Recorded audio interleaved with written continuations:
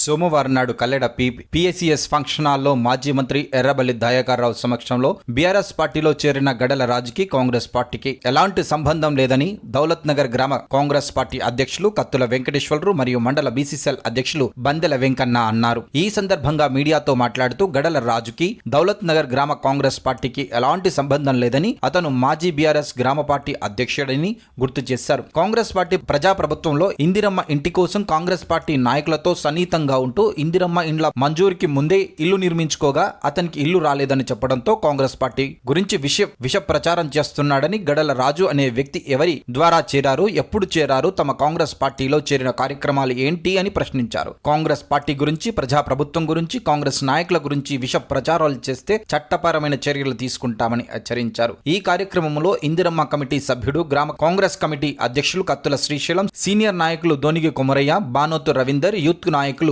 ఐలపాక సురేందర్ తదితరులు పాల్గొన్నారు.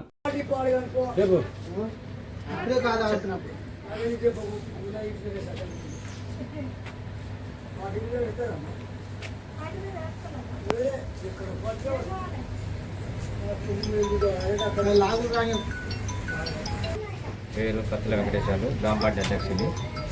గడ్డల రాజు అనే వ్యక్తి బీఆర్ఎస్ నాయకుడు. కాంగ్రెస్ పార్టీకి ఎలాంటి సంబంధం లేదు.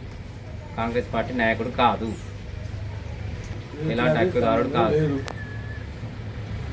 కాంగ్రెస్ పార్టీలో అయితే లేదు. అది ఎప్పుడు వచ్చిందో తెలియదు.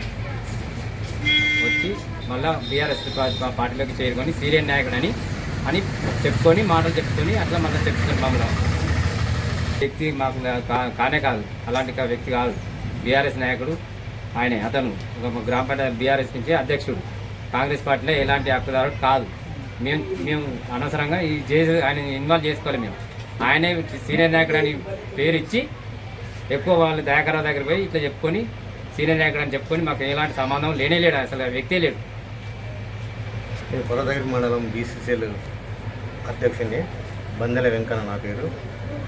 నిన్న ప్రెస్లో వచ్చిన గడ్డల రాజు అనే వ్యక్తి మా కాంగ్రెస్ పార్టీకి ఎలాంటి సంబంధం లేదు. అతను బీఆర్ఎస్ మాజీ మంత్రి దయాకర్రావు ఆధ్వర్యంలో అదే పార్టీకి సంబంధించిన బీఆర్ఎస్ పార్టీ కార్యకర్త కనుగొనడం జరిగింది.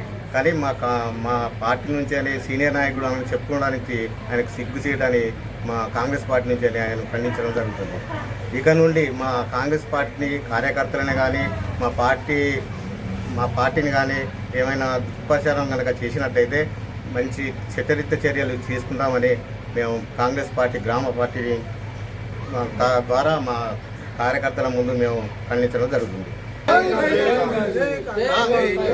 జై కాంగ్రెస్.